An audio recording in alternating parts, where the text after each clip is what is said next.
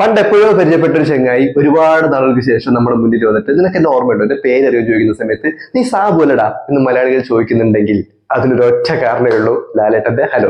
2007 ഈ പടം ഇറങ്ങുന്നത്. ഞങ്ങളൊക്കെ സ്കൂളിൽ പഠിക്കുന്ന സമയം കേട്ടോ. 2007 ഏറ്റവും വലിയ ഹിറ്റ് ഉണ്ട്, മായാവി, ചോട്ടാ മുംബൈ, ആ കാറ്റഗറിയിലേക്ക് വരുന്ന ഒരു സിനിമ കൂടിയാണ് ഹലോ. വലിയ ഹിറ്റായ പടമാണ്. അപ്പൊ ഈ മായാവിയും ഹലോ എല്ലാം ഹിറ്റായ സമയത്ത് ആൾക്കാരെല്ലാം പറയുന്നുണ്ടായത് അടുത്ത വർഷം ഹലോ മായാവി എന്ന് പറഞ്ഞിട്ട് ലാലേട്ടനും മമ്മൂട്ടിയൊക്കെ ഉള്ളൊരു പടം വരുന്നതൊക്കെ ആയിരുന്നു. അതൊക്കെ നമ്മുടെ ചൈൽഡ്ഹുഡിലെ നല്ല നല്ല ഓർമ്മയാണ്. മറ്റൊരു കാര്യം, ഈ ഗൂഗിൾ മാപ്പ് ഒന്നും ഇല്ലാത്തൊരു കാലത്ത് ഈ ബാറിന്റെ ബോർഡ് നോക്കിയിട്ട് ലാലേട്ടൻ ഇങ്ങനെ ചേസ് ചെയ്ത് പോകുന്നൊരു സീനുണ്ട്. അതൊക്കെ അന്ന് അടിപൊളിയായിരുന്നു. പിന്നെ അടിപൊളി പാട്ടുള്ള സിനിമയാണ് അലക്സ് പോളിന്റെ കിടിലം 4 ട്രാക്ക് ഈ പടത്തിലുണ്ട്. ഒന്ന് സ്റ്റാർട്ടിങ്ങിൽ പടം തുടങ്ങുമ്പോൾ തന്നെയുള്ള കടുകിട്ട് വെറുത്തൊരു എന്നുള്ള പാട്ട്, ചെല്ലത്താമര എന്നുള്ള ഞാൻ ഇപ്പോഴും കേൾക്കാറുള്ള പാട്ട്, പിന്നെ അതേപോലെ തന്നെ ഭയങ്കര ഫ്രഷ് ആയിട്ടുള്ള മഴവില്ലിൻ എന്നുള്ളൊരു പാട്ട്, പിന്നെ വേറൊരു പാട്ട് കൂടി ഉണ്ട് കേട്ടോ, ശ്വേതാ മോഹൻ പാടിയിട്ടുള്ള ഹലോ ഹലോ അവൻ വിളിച്ചു എന്ന് പറഞ്ഞിട്ട് ഒരു പക്ക വെസ്റ്റേൺ ഓർക്കസ്ട്രേഷനിൽ ചെയ്തിട്ടുള്ള ഒരു കിടിലം പാട്ട്. അത് ഞാൻ ഇടയ്ക്ക് കേൾക്കാറുണ്ട്. യൂട്യൂബിൽ ഇപ്പോഴും വളരെ അണ്ടർ റേറ്റഡ് ആയിട്ടുള്ള ഒരു പാട്ടാണിത്. ഇടയ്ക്കൊന്ന് കേൾക്കുന്ന സമയത്തുണ്ടല്ലോ, ഒറ്റയ്ക്കെല്ലാം കേൾക്കുന്ന സമയത്ത് നമ്മൾ പണ്ട് ചെയ്തിട്ടുള്ള പല പരിപാടികളും നമുക്ക് ഓർമ്മ വരും. നല്ല രസമാണ് അത് കേട്ടിരിക്കാനായിട്ട്. പിന്നെ അലക്സ് പോളിന്റെ ഏറ്റവും പീക്ക് ടൈം ആയിരുന്നു അതിന് തൊട്ട് മുമ്പത്തെ വർഷം 2006 ക്ലാസ്മേറ്റും പിന്നെ പടപടാ ഹിറ്റുകളെല്ലാം പടച്ചു വിടുന്നൊരു സമയമായിരുന്നു അലക്സ് പോളിനെ സംബന്ധിച്ച്. ഈ 2005, 2006, 2007 ആ ഒരു സമയമൊക്കെ. സോ അന്ന് അദ്ദേഹം ചെയ്തിട്ടുള്ള സിനിമകളില് ഒരു കിടിലം ആൽബം ആയിരുന്നു ഹലോടേത്. പക്ഷെ ഇത്രയൊക്കെ ആണെങ്കിലും ഇല്ലേ, കുട്ടികളായിട്ടുള്ള ഞങ്ങളെയൊക്കെ വല്ലാണ്ട് ഇഷ്ടപ്പെടുത്തിയൊരു കാര്യം ഈ പടത്തിലെ കഥാപാത്രങ്ങളുടെ ഈ ഫോൺ റിംഗ് ടോൺ ആയിരുന്നു. ആദ്യ സിനിമ തുടങ്ങുന്ന സമയത്ത് തന്നെ ഒരു ചർച്ചാണ് കാണിക്കുക. ചർച്ചില് ഈ ഫാദർ പള്ളിയിലച്ഛനും സംസാരിക്കുന്നുണ്ട്. അന്നേരം പെട്ടെന്ന് ഹല്ലേലൂയ ഹല്ലേലൂയ ആ സൗണ്ട് വരും. ഇത് ജഗതിയുടെ കോളർട്ടൂടാണ്. ഹല്ലേലൂയ മാത്രമല്ല, കോൾ എടുക്കടാ, ഒന്ന് കോൾ എടുക്കടാ ആ സാധനം. അതുപോലെ തന്നെ ചിരിക്കുന്നൊരു ടോൺ ഉണ്ടല്ലോ. ഇതൊക്കെ 2007, 2008 ആ ഒരു സമയത്തൊക്കെ നമ്മുടെ കയ്യിലുണ്ടായ നോക്കിയയുടെ ഫോണിൽ N70 നമ്മൾ ട്രൈ ചെയ്തിട്ടുണ്ട്. ഒരുവിധം മലയാളികളൊക്കെ ഈ പരിപാടി ചെയ്തിട്ടുണ്ടാകും. ഇനി സിനിമയിലേക്ക് വന്നു കഴിഞ്ഞാൽ ഒരു out and out action comedy പടമായിരുന്നു ഇത്. ഫാമിലി ബാക്ക്ഗ്രൗണ്ടിൽ പറഞ്ഞിട്ടുള്ള സൂപ്പർ സ്റ്റാർ അഭിനയിക്കുന്ന ഇങ്ങനത്തെ ഒരു സിനിമ എല്ലാം നമുക്ക് 2026 വളരെ റയർ ആയിട്ട് മാത്രമേ സംഭവിക്കാറുള്ളൂ. അങ്ങനെ അല്ലാതെ ഫാമിലി പടങ്ങളൊക്കെ ഉണ്ടാവാറുണ്ട്. പക്ഷെ ലാലേട്ടൻ എല്ലാം ഇങ്ങനെ ഒരു സിനിമയിൽ അഭിനയിച്ചിട്ട് ആക്ച്വലി ഒരുപാട് നാളായി. ഇനി ഇത് ഉണ്ടാവില്ല, സംഭവിക്കാത്ത കാര്യമാണ്.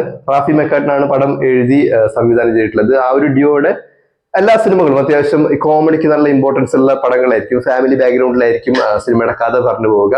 പക്ഷെ ഈ പടത്തിലേക്ക് വന്നു കഴിഞ്ഞാൽ ഇത് ഒരു കിടില ആക്ഷൻ പടമാണ്. ഈ പടത്തിൽ എത്രയാ ആക്ഷൻ എന്നറിയോ. സിനിമ സ്റ്റാർട്ട് ചെയ്യുന്ന സമയത്ത് ആദ്യം ഈ ശിവരാമൻ എന്ന് പറയുന്ന കഥാപാത്രത്തിന്റെ ഒരു ഇൻട്രോ ഉണ്ടല്ലോ, നമ്മുടെ ബാറിൽ പോകുന്ന സാധനം, കള്ളുഷാപ്പില് 3 മലയാളത്തിലെ നമ്മൾ അന്നൊക്കെ കണ്ട് പേടിക്കുന്നുണ്ടായ ഏറ്റവും കൊടൂര വില്ലന്മാര് ഭീമൻ രഘുസ്, പടിയൻ ജോർജ്, കിരിക്കാടൻ ജോസ്, ബെടക്ക് വക്കൻ, മറ്റേ പട്ടാമ്പി രവി ഇതെല്ലാം കയ്യില് മറ്റേ മുല്ലപ്പൂല ചൂടി വരുന്ന ആൾക്കാരുണ്ടല്ലോ. അത്രയും ഭീകരമായിട്ടുള്ള വില്ലന്മാരെ ഇത്രയും കോമഡി ആയിട്ട് അവതരിപ്പിക്കുക. പക്ഷെ കോമഡിക്ക് വേണ്ടി അവർ വേറൊന്നും ചെയ്തിട്ടില്ല. അവരെന്താണോ അവരുടെ ഒരു സ്റ്റാറ്റസ്, ആ സ്റ്റാറ്റസ് അതേപോലെ കീപ്പ് ചെയ്തിട്ടാണ് വന്നിട്ടുള്ളത്. പക്ഷെ നല്ല രീതിയിൽ ആ കഥാപാത്രങ്ങൾ ഉപയോഗിച്ചിട്ടുണ്ട്. സ്റ്റാർട്ടിങ്ങിൽ ലാലേട്ടൻ പറയില്ല, നിങ്ങൾ ഇത്രയൊക്കെ എല്ലാവരെയും ആശുപത്രി കൊണ്ടുപോ, നിങ്ങൾ ഇത്രയൊക്കെ പറ്റും, എനിക്ക് പേടി തോന്നുന്നില്ല എന്നൊക്കെ പറയുന്നത്.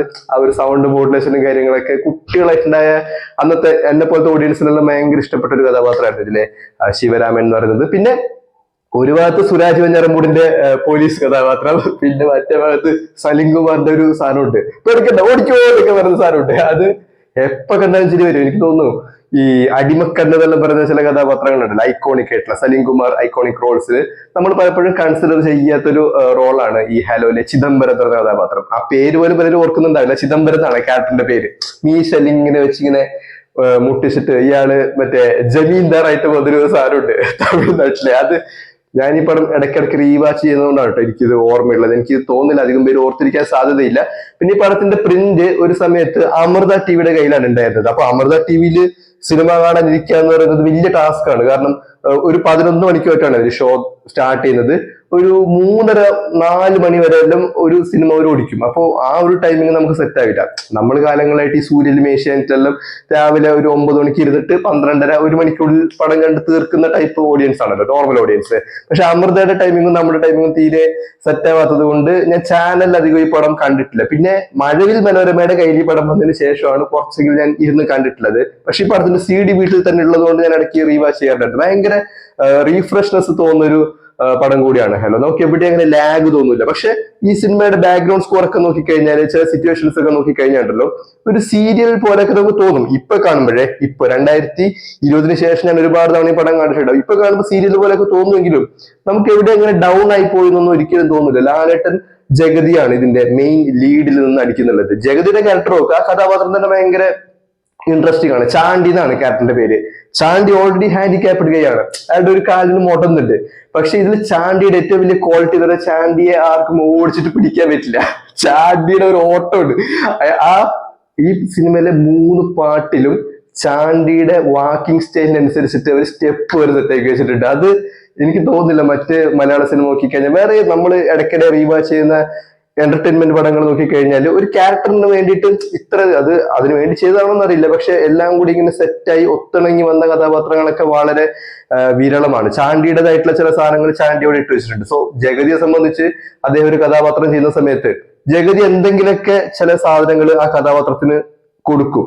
പ്രത്യേകിച്ച് ലാലേട്ടന്റെ കൂടെ കോമ്പിനേഷൻ ഒക്കെ ചെയ്യുന്ന സമയത്ത് ജഗതി അതല്ലാതെ വെറുതെ ഷൂന്ന് ചെയ്യുന്ന ചില കാര്യങ്ങളൊക്കെ ഉണ്ട്, അതൊക്കെ കണ്ടാൽ മനസ്സിലാകും.